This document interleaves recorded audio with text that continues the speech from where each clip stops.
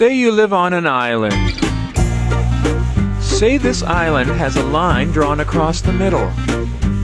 An invisible line, but everyone knows it's there.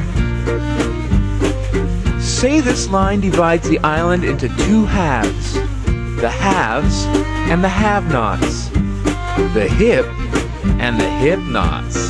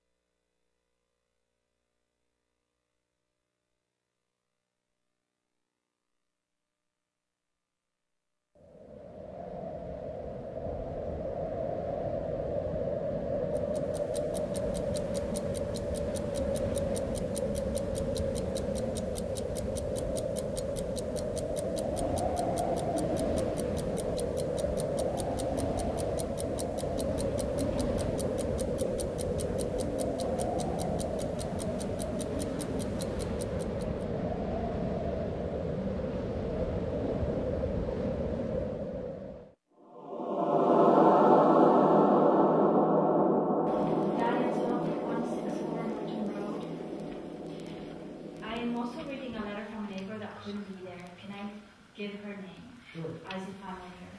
Cynthia Tupcombe, 181 Norton Road. So you're reading this on behalf of her? Yes, I'm reading her letter first.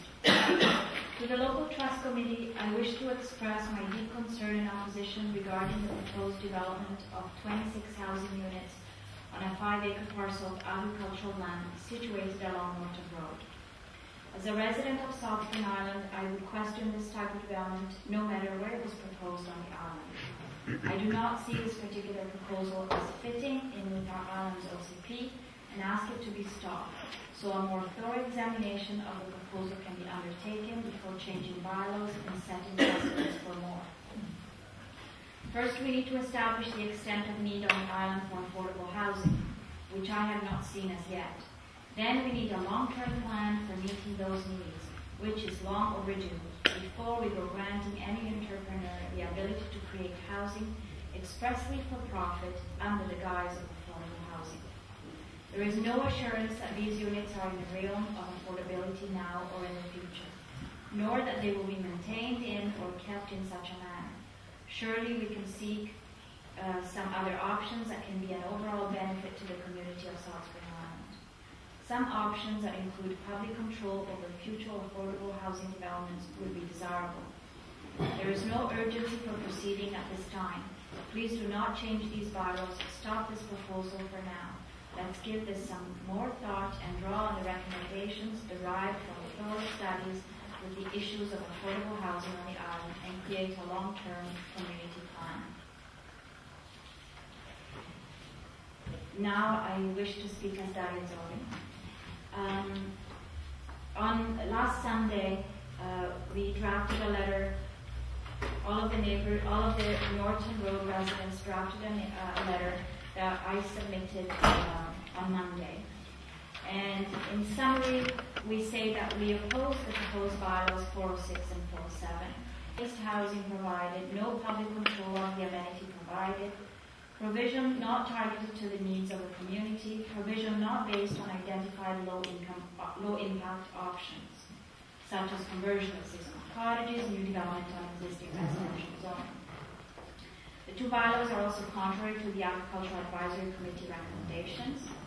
They're contrary to Island Trust staff recommendations because it provides higher densities, smaller size lots than currently allowed in the OCP. They're also contrary to smart growth principles, high density outside of village containment boundary, outside the sewer area, large ecological footprint, not sustainable. And they're also contrary to prudent avoidance principle, greatly increases density in proximity to high voltage AC transmission lines. What all of the residents of Norton Road support is affordable housing. We support bylaw 376, which was approved but not adopted in 2002. To to permit a 4-lot residential subdivision with the provision of affordable housing. It fulfills the neighbourhood objectives, preserving the agricultural capability of the land and adjacent lands. It would provide minimum size lots that can be viable farming operations. Integrates new housing with the existing rural character of the neighbourhood and the island. The minimum size lot and average lot would be in accordance with the medium density and rural residential destination. It would also protect the environmental values of the northern portion of the land. It provides affordable housing, and it grants the applicant some development potential. Thank you. Thank you. Are there others who'd like to address the hearing for the first time? We'll go to Mr. Warner and then Mr. Fine. Harry, you want to give your full name for the... My name is Harry Warner. I live at 140 Lee Road, on top of Lee's Hill.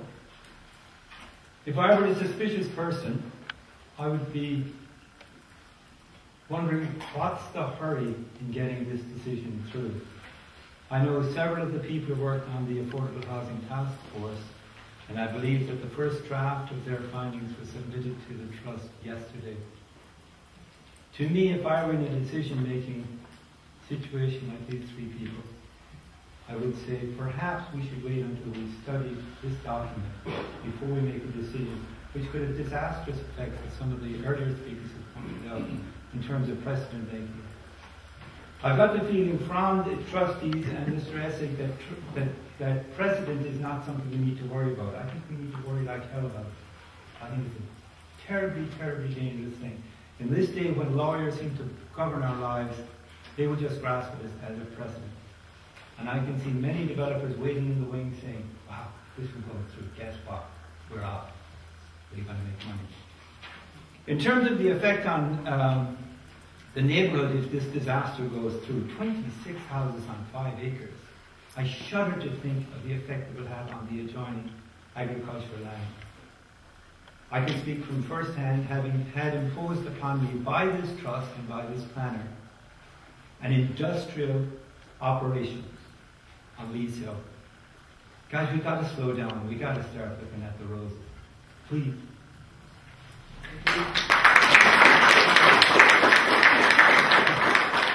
Tom?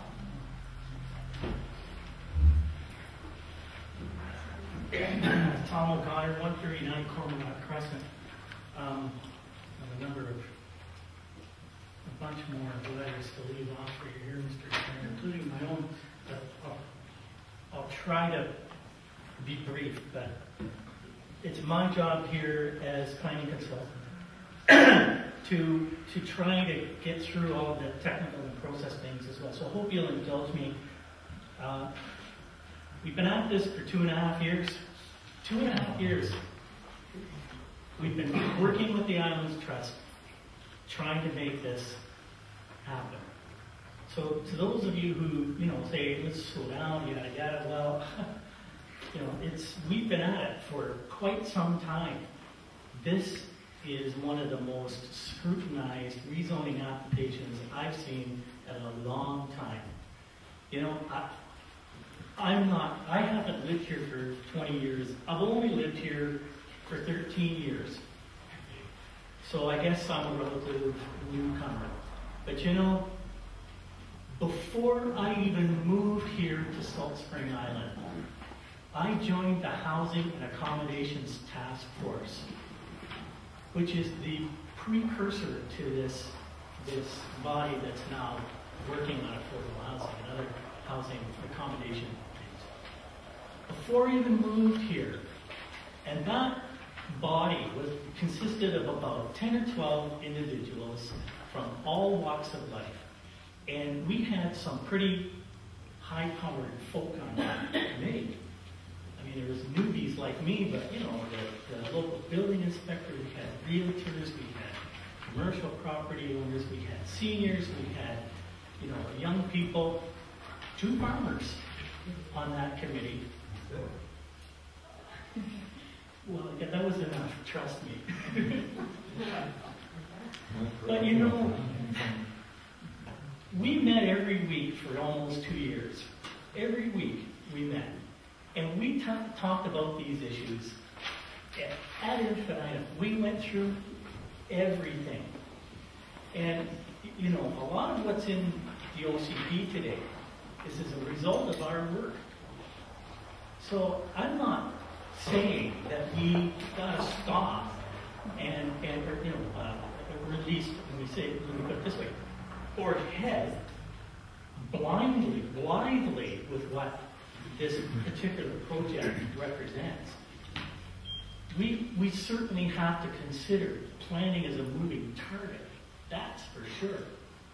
But we've got to make a start. We've got to start dealing with this gigantic problem that's hit our island.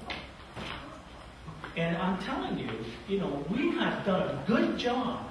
We've done a good job, Mr. Chairman, dealing with the haves and the have-nots, but there's no in between.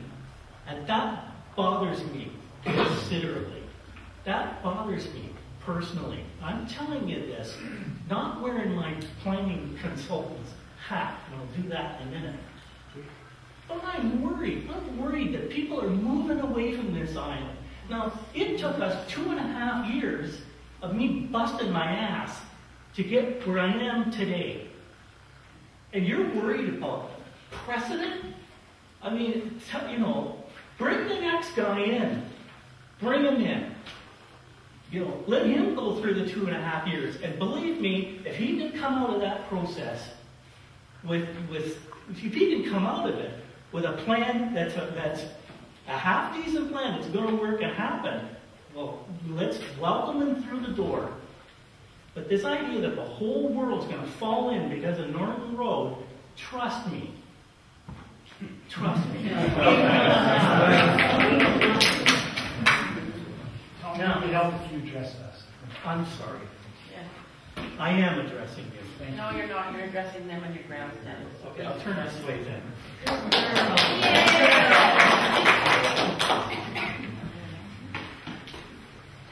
2.5 years we've been at this, Mr. Chairman. We listened. We revised the plans we originally brought into you. We stuck to the facts. We dispelled the myths. We did everything we could to give people what they wanted.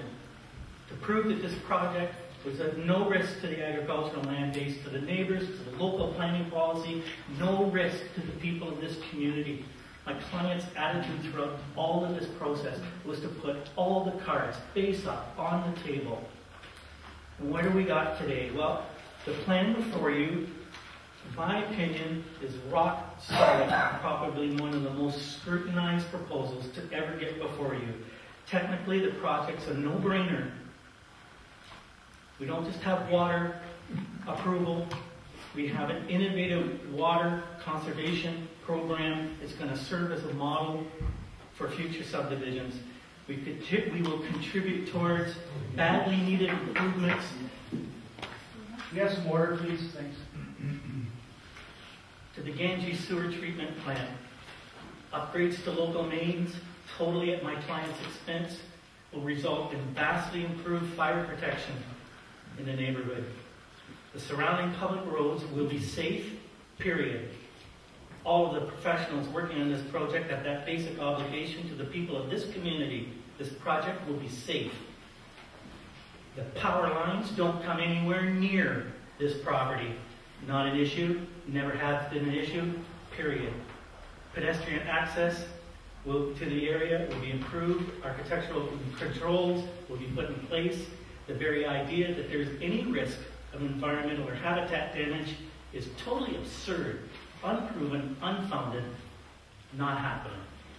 This will be an environmentally respectful green development, 15% of the development area common green space, including communal gardens, in which case soil will have to be trucked in, top lots, whatever. A housing agreement will be registered on the project so that only qualified, working Salt Spring residents will live here. Not on the Islanders. The prices will be controlled over the long term, not market driven. Anything that you want to give to us in that regard, we'll work with you. It'll happen, Mr. Chairman, just like any other project. What impact will this project really have on the agricultural land base? It's a faux issue, Mr. Chairman. The property was removed from the ALR in 1987 by the Norton family application, I might add, and was designated for residential use in our OCP in the mid-90s. These actions were taken for good reason, Mr. Chairman. The soil is not class 2, it's class 5. Shallow, full of stones, not appropriate for farming. This is a proven fact. Can we get people to be respectful? I realize you don't like what he's hearing, but he has the same opportunity to speak as the rest of you do. So if you can't keep your comments respectful and all the side comments, you're not doing me a service when I, as a trustee, have to hear what he has to say. And so if you can't contain those comments, please take them outside. You can say whatever you want out there, but it's not fair to the applicant, and he has the same opportunity, so please. Can you wrap up about 3 minutes? Just try to be careful. The others will yield me time, I'm sure, if we need to. Those would say that may not be good for growing things, but there are other types of agriculture. The response is the same as given by the Agricultural Land Commission, the Provincial Commission, almost 20 years ago. Residential development has already encroached on either fence line, making virtually any agricultural use of this property unviable, inappropriate. Greenhouses with lights on 24/7 with 138 homes across the fence line, or a pig farm, is a recipe for disaster. That's why this property was removed from the ALR, Mr. Chairman. It's why the property has a residential OCP land use designation. We have eagerly agreed to all necessary measures to ensure that the adjacent farm is protected. We're putting in an extensive 55-foot wide green space buffer, installing drainage controls, all designed to be undertaken by professionals. 6 times we met with the Agricultural Advisory Committee. The last 2 times were concerning aspects of this project weren't even in your jurisdiction. We bent over backwards to appease the agricultural interests. Enough is enough. This island's agricultural base and interests are in no way jeopardized by this rezoning, and we religiously follow all OCP provisions to protect farmland. Now, I want to review with you some affordable housing policies and some residential neighborhood policies, and I have some concluding statements, Mr. Chairman, and I will try to be brief. Please indulge me. It's been a long time. Karen. The OCP definition of affordable housing is very clear and concise, and I quote, affordable housing describes housing that can be acquired with 30% of the median gross income of families or individuals with moderate incomes. Not low incomes, moderate incomes. I want to stop here and say, we are part of the puzzle. We're not the answer. We're part of the puzzle. And we've got other projects that are being vigorously pursued, like 60 units to the acre on Rainbow Road. That's another part of the puzzle. We're part of the puzzle. We're trying to work within the system. Make no mistake, our OCP recognized what had to be done. Made it clear that we had to make sure that the heart of our community is protected. It's not low-income subsidized housing. It's a tenant for families or individuals with moderate incomes. Another section of the OCP, to integrate affordable rental special needs housing into appropriate neighborhood areas where community services are most accessible, to favor opportunities for integrated affordable housing over individual or subsidized projects. Anybody who suggests that our community plan doesn't favor private initiatives, I've made no bones about this. It's a private initiative to favor opportunities for integrated, in this case, on a site which is virtually sandwiched between existing residential development. I say go read your official community plan. We have to move forward. Another quote from the official community plan, affordable housing section. Affordable housing projects for families and seniors could be allowed in or near island villages. I'll repeat that. In or near island villages. The policy goes on to state that preference should be given to projects that are based on the housing needs of island residents, not off-islanders, provide own housing, that create durable, energy-efficient housing, safe walking or cycling to village services and schools, and include appropriate site and building designs, such as DB Area 1.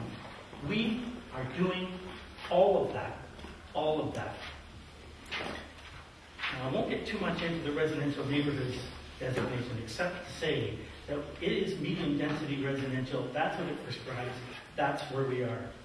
We fit as closely to planning policy as there's very rarely have I seen a plan, Mr. Chairman, that fits as closely to planning policy as this one does. Our project is precisely what the affordable housing policies of our OCP has envisioned. It will result in a highly compatible, highly controlled residential enclave, as close as you're ever going to get to residential neighborhoods OCP. It's a more controlled, lower intensity than Brinkworthy, right over the fence, which is also in the residential neighborhoods designation. I had some things to say about my detractors, but I'm not going to go there, Mr. Chairman. I want to say, I'll go there if you want me to. No, let's not. Thank you. Let's try to keep this civil, please. Thank you, Mr. Chairman. Mr. Chairman, in September of 2003, the median price of a house, this is when we started. The median price of a house was $396,000. Today, it's over $560,000.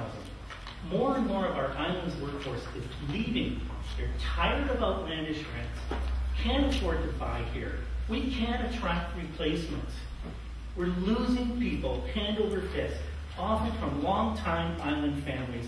Even one of your own planners has moved off island. An extra ferry has been put on from Crofton in the morning to handle the extra load of commuters. The island's business community, and I know this from experience, we're seeing a continued outsourcing of our economy. Churches are losing congregations. Schools are on a 4-day week. We're losing the backbone of our community, and it's on your watch, Mr. Chairman. We've rapidly become a place for the haves and the have-nots, no in between. We're losing the people who just want a decent home at a decent price. These are the middle managers, the young professionals, the teachers, the healthcare workers, the ferry workers, the skilled tradespeople, the bankers, the pastors, the planners. These are people willing to accept measures like equity control to get a piece of this community. They don't want subsidized or social housing. They want their own piece of Salt Spring. We need to give them that opportunity, the opportunity to settle here and be a full-time member of this community in a good, quality, affordable living environment. In so doing, we'll begin to make room for those less fortunate. I think you have two things to do. First, I think this committee has to approve this carefully thought out, thoroughly scrutinized rezoning proposal for Norton Road. All the risks have been minimized. There's some 250, 300 letters of support currently in your file. By my count, individual letters from island residents, not just anybody off the street. We've got to move forward. Second, yeah, there is some precedent here. You have to send a message to other private property owners with land to develop, like the Elliots and their property. You have to tell them that they have a choice, that they can develop expensive houses on big lots for rich people to come and go as they please, or they can develop affordable homes for regular people, for families who want to live and work here and be part of this community and use the schools, the local businesses, and use the swimming pool, and use the tennis courts. You have to tell the people with good land to develop that you value their participation in solving the problem of affordability, a problem that goes well beyond low incomes and socially disadvantaged. You have to tell people that this community will welcome their thought-out proposals to provide housing for working people who would not otherwise be able to afford it, regardless of income level. You have to send a message that you won't cut them adrift, that you'll be right there to help them with their plans to let affordability take over, not the system. You have to send a message that you're for cooperation, not confrontation, and encourage those all-important private sector initiatives. You gotta follow through, Mr. Chairman, before we lose the very heart of our community. I urge you to approve bylaws 406 and 407. Don't let the heart of this community down. We need to work together for a more inclusive, balanced, working community. Thank you.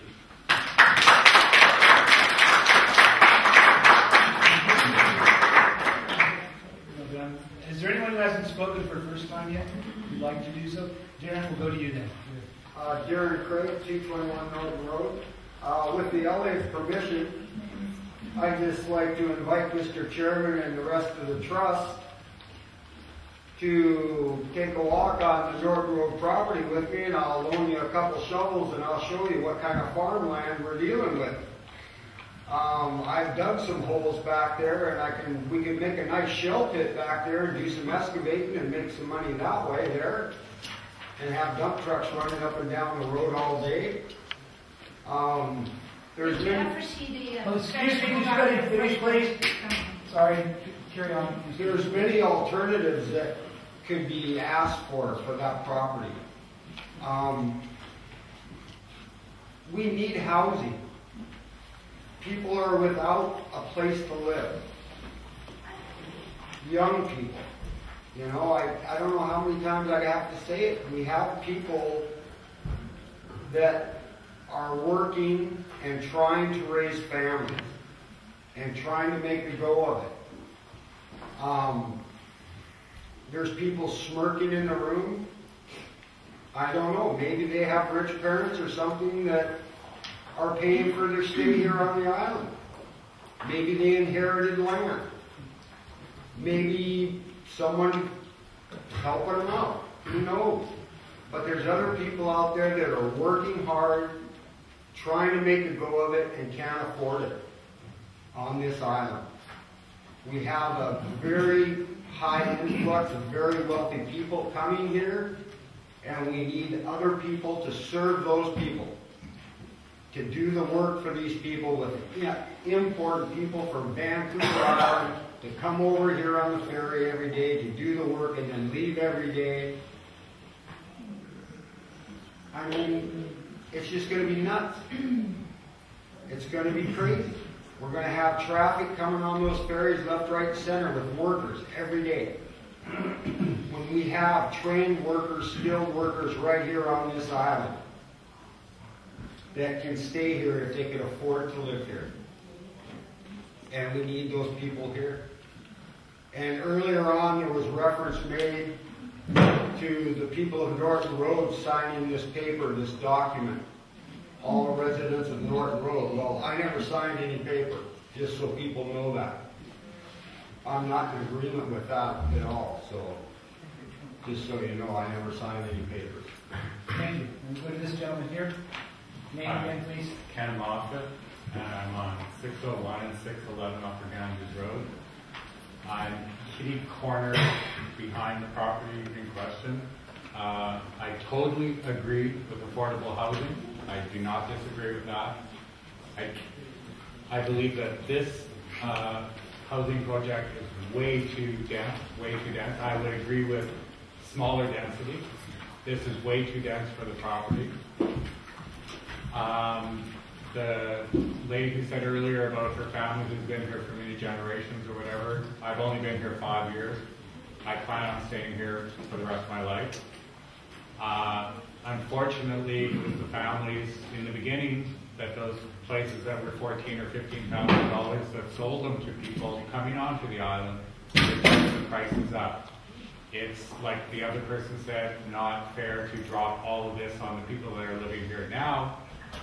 And it is rushing into something that would set a precedent in agricultural land. There's lots of land right in the village of Ganges that this type of work can be done on, or in around Ganges.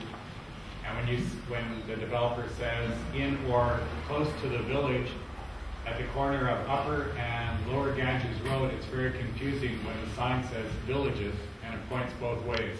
So I'm not sure which village he was talking about. And yes, just keeping the rural aspect of the island. I look at that subdivision there, and I've come from Vancouver, and that looks like a lot of places in Vancouver that you reach out the window and you're touching the house next door to you.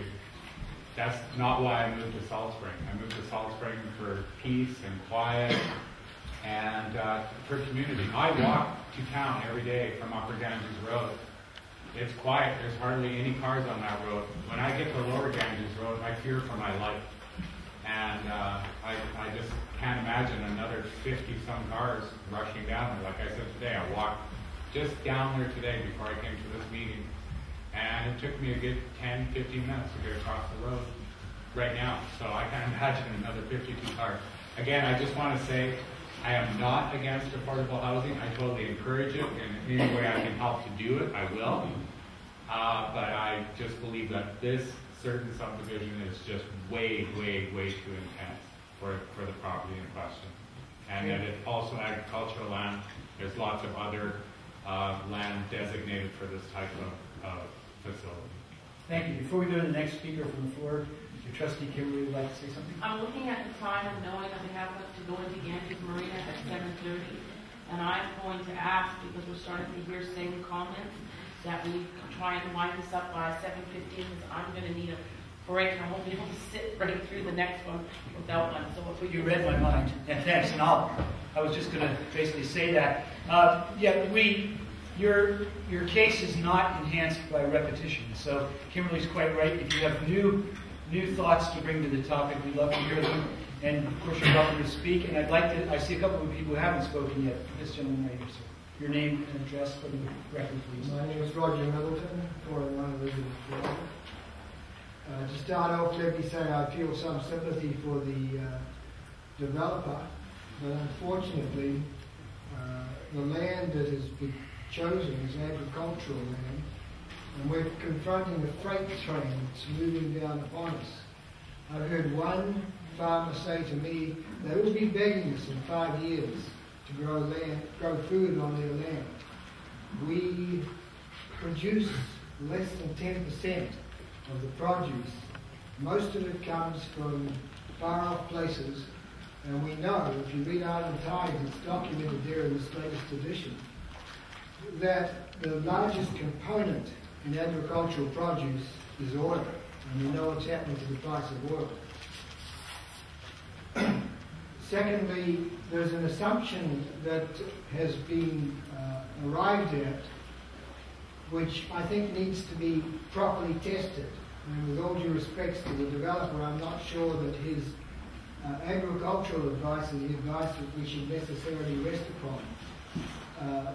If you are a conventional farmer and you rely upon the conventional model, which assumes that soil is a given, and we should focus on the health of the plant, and that soil can be amended with chemical fertilizers, and that pesticides and herbicides should be used to encourage production, then you can arrive at a conclusion that perhaps this land is not the best agricultural land growing.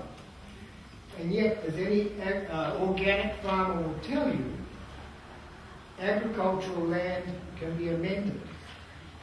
And when you look at this philosophically and realize we are reaching the end of our tether when it comes to looking to corporate profit as the sole indicator of success of a venture, at a time when nature is bearing down upon us and telling us, Hurricane Katrina being one such indicator, that we need to pay attention to our environment, then perhaps we should test our assumptions.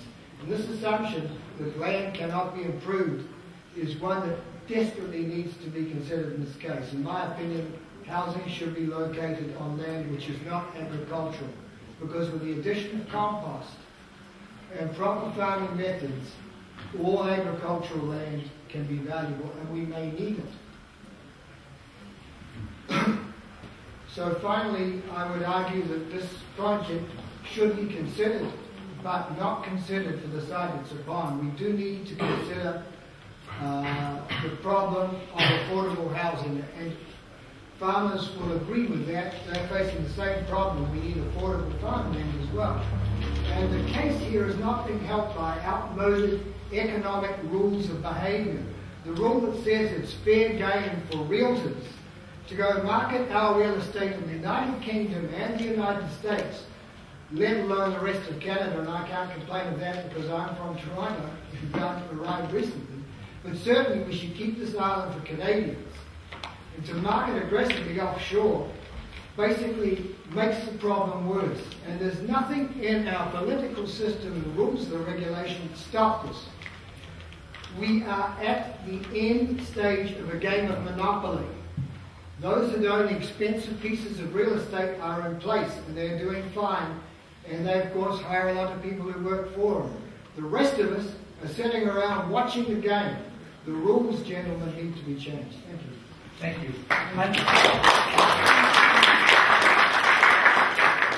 I understand how in your minds many of these issues are interlocking, but if you could confine your remarks to the proposed bylaws, it would probably help us get through the evening. Yes, we'll go to you. Haven't a chance to speak yet. I'm Diane Elliott, 210 Norton Road, and I don't have a long dissertation to say, but I have a question. If we've got our property up for sale, who do you think will buy our property? Do you think it's very likely a farmer will buy our property? Look around you at, larger properties for sale. Good question. And is there anyone else who hasn't had a chance to speak for the first time who would like to say something? I'll recognize those who would like to speak a second time, and we'll start with you.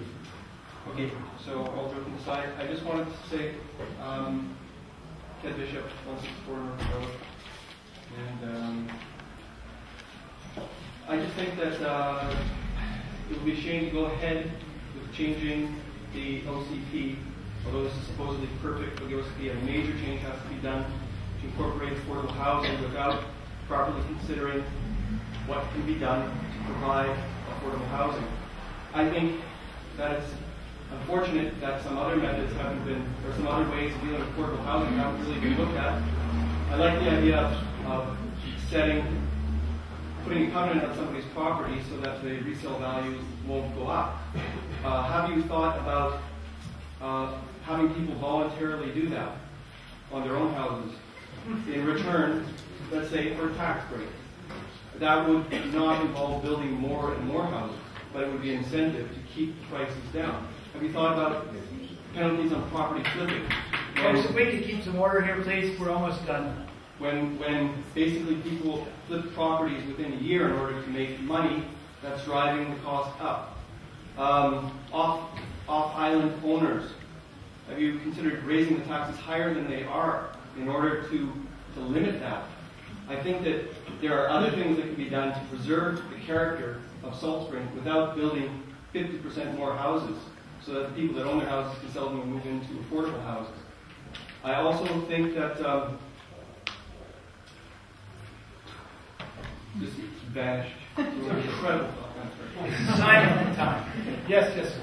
Aaron Seger-Gearson, 231 Kings Lane. Before we moved to Kings Lane home, we lived right across the road from the proposed development on Norton Road.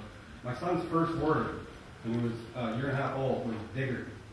He learned that word by watching the backhoes load topsoil into dump truck after dump truck after dump truck and take it off the property. That was his very first word. And Daria, being a neighbor of ours then, well, remember that. That's all he said for a year was digger, digger, digger, digger. He used to make me go watch it all the time. So I don't know. Maybe it was good property. I don't know if it is now. Mr. O'Connor also said at one point that the precedent wouldn't be set because it took him 2.5 years to get to this point. Well, that's the precedent-setting problem, is that it took him 2.5 years. The next person's going to be 2.5 months, 2.5 weeks to get this through. That's the precedent that we want to watch out for. And also, you mentioned that he was on, Mr. O'Connor mentioned he was on a housing task force. And I mean no offense by this, but perhaps you didn't do a good enough job last time to get us to this point. We're in a point now where there's a crisis. There are no affordable houses.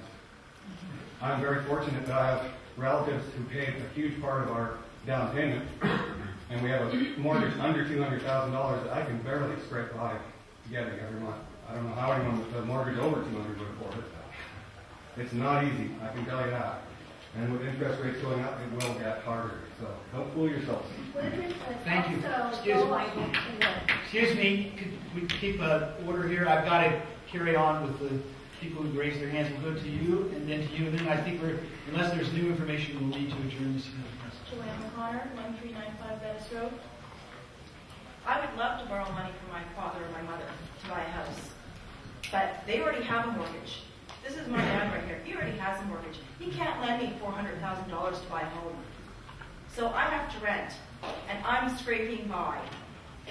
Okay? I don't want my kids to move off this island. They shouldn't have to. I deserve a decent home for myself and my children. I cannot afford anything over $250,000. This project, I can get my children into a decent home in a good community. Thank you. Another? Yes, Ms. Berlin. Yeah, there's no question that affordable housing and the lack thereof on Salt Spring is a critical issue here. There's been tons of research on how you get affordable housing. There's all kinds of innovative ways of reaching it, none of which has been explored on this island despite everybody talking about affordable housing as a major issue. I would certainly say that instead of saying, if you don't take this one, the world is going to come to an end and nobody will be able to live here, we absolutely should direct you guys to look into alternative forms of land control and home ownership in depth and seriously, and then we can come back and consider this.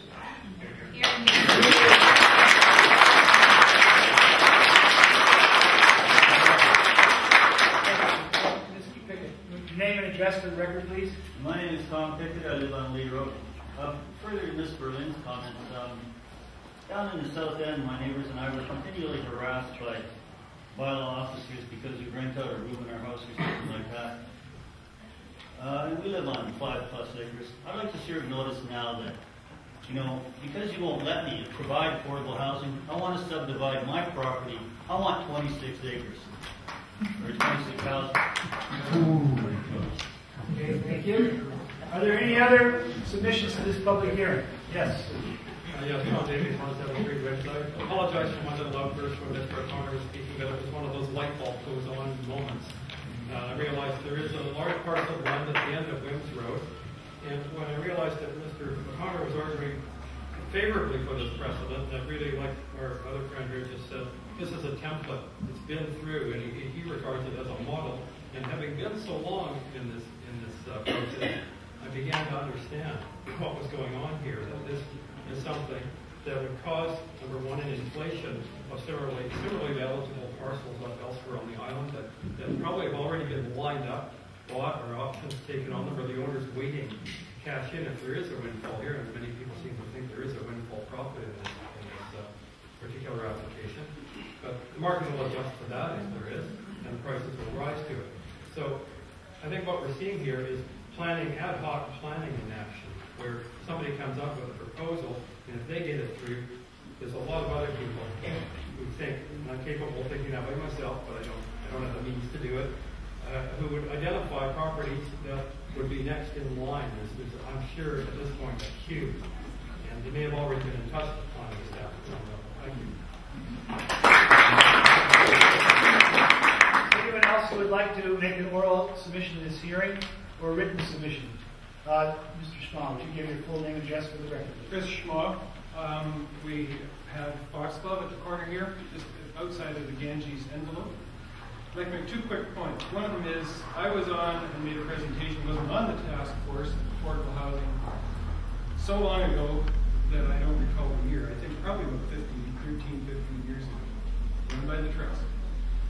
I have employees at Fox Club who are exactly in the requirement of affordable housing. And there still are no affordable housing units built. This has been studied ad nauseum. And I agree with Susan's comments and everybody else's, but the whole thing is we are in the crisis and we're putting it off again. And I think that it needs to be evaluated for what it is, if it's affordable or if it's not. The second thing is, I want you to realize that when we talk about the Ganges building envelope, that we have a meeting today outside of it, and the Islands Trust office is outside of it, and my store is outside of it, and we provide by our agricultural lands, Ted and Daria, and the farm that we have next to the store, we provide the green space for Ganges.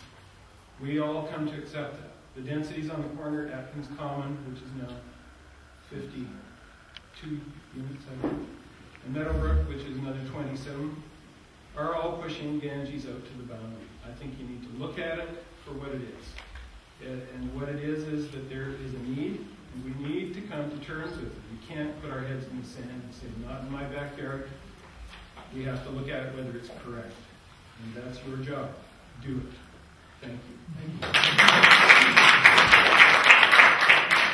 Is anyone else who'd like to make an oral submission to this public hearing? Mr. O'Connor.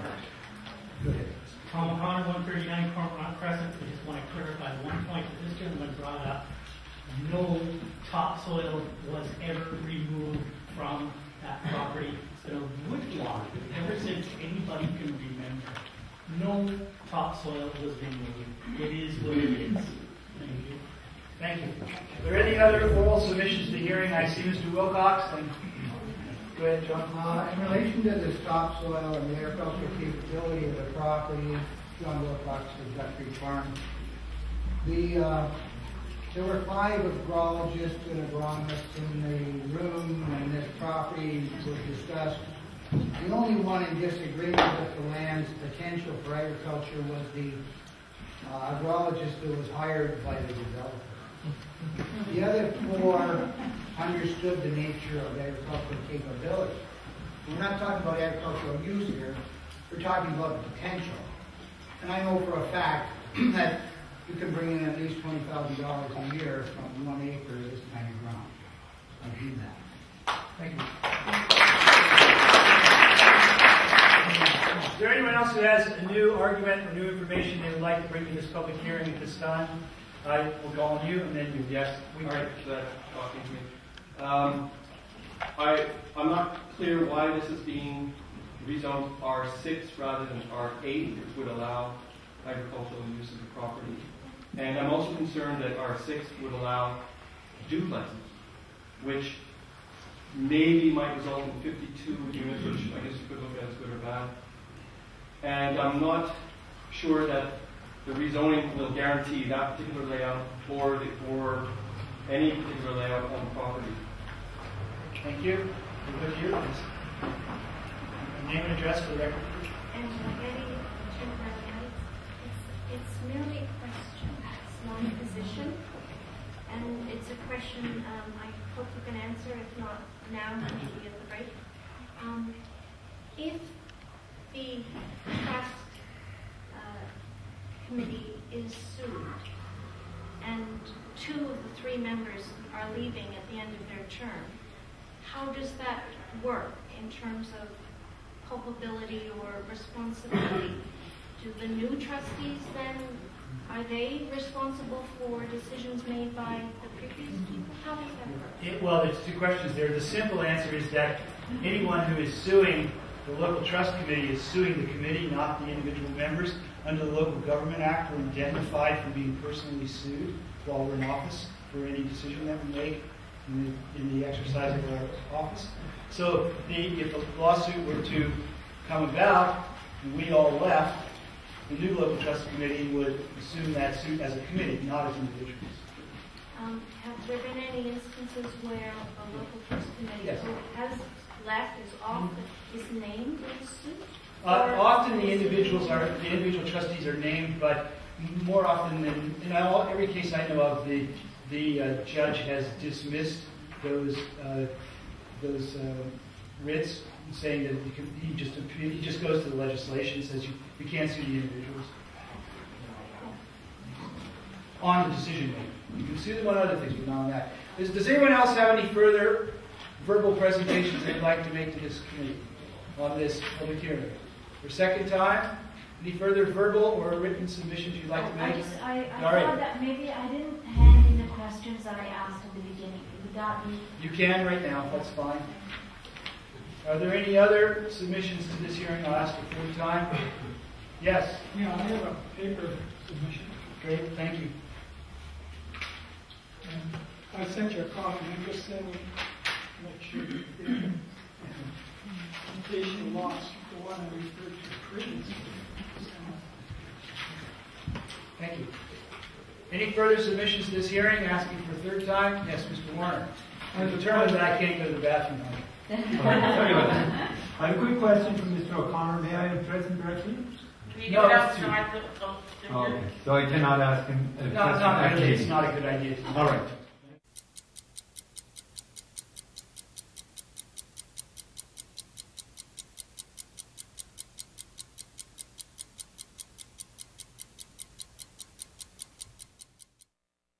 Say you live on an island. Say this island has a line drawn across the middle. An invisible line, but everyone knows it's there. Say this line divides the island into two halves. The haves and the have-nots. The hip and the hip-nots.